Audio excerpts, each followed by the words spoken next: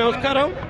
ఈరోజు విశాఖ పశ్చిమ నియోజకవర్గం నుంచి వైఎస్ఆర్ కాంగ్రెస్ పార్టీ అభ్యర్థిగా గౌరవ ముఖ్యమంత్రి మా పార్టీ అధ్యక్షుడు జగన్మోహన్ రెడ్డి గారి ఆశీస్సులతో విశాఖ పశ్చిమ నియోజకవర్గం నుంచి వైఎస్ఆర్ కాంగ్రెస్ పార్టీ అభ్యర్థిగా రేపు జరగబో ఎన్నికల్లో మే 13వ తారీఖు జరగబో ఎన్నికల్లో వైఎస్ఆర్ కాంగ్రెస్ పార్టీ అభ్యర్థిగా అడారి ఆనంద్ కుమార్ గారు ఈరోజు నామినేషన్ సందర్భంగా ఈ నియోజకవర్గంలోనూ ఉన్న ఎంతో ప్రసిద్ధి చెందిన నూకాలమ్మ ఆలయం దర్శించుకొని అమ్మవారి ఆశీస్సులు తీసుకొని నామినేషన్ దాఖలు చేయడానికి పోతున్న సందర్భంగా అడారి ఆనంద్ కుమార్ గారికి అమ్మవారి ఆశీస్సులతో మంచి మెజార్టీతో గెలవాలి.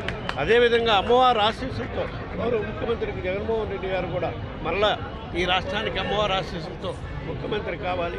అదేవిధంగా ఇక్కడ విశాఖ పార్లమెంటు అభ్యర్థిగా ఉన్న బొత్స ఝాన్సీ గారు కూడా అమ్మవారి ఆశీస్సులతో మంచి మెజార్టీతో గెలవాలని కోరుకుంటున్నాం. సార్ ఎన్ని గంటలకు గుడికి తాళం వేశారు సార్?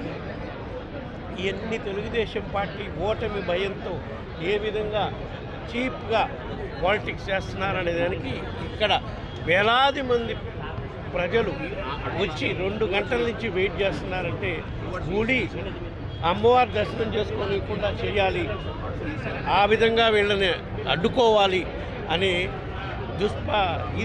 దుర్మార్గపు ఆలోచనలు చేస్తున్నారంటే ఓటమి భయంతోనే.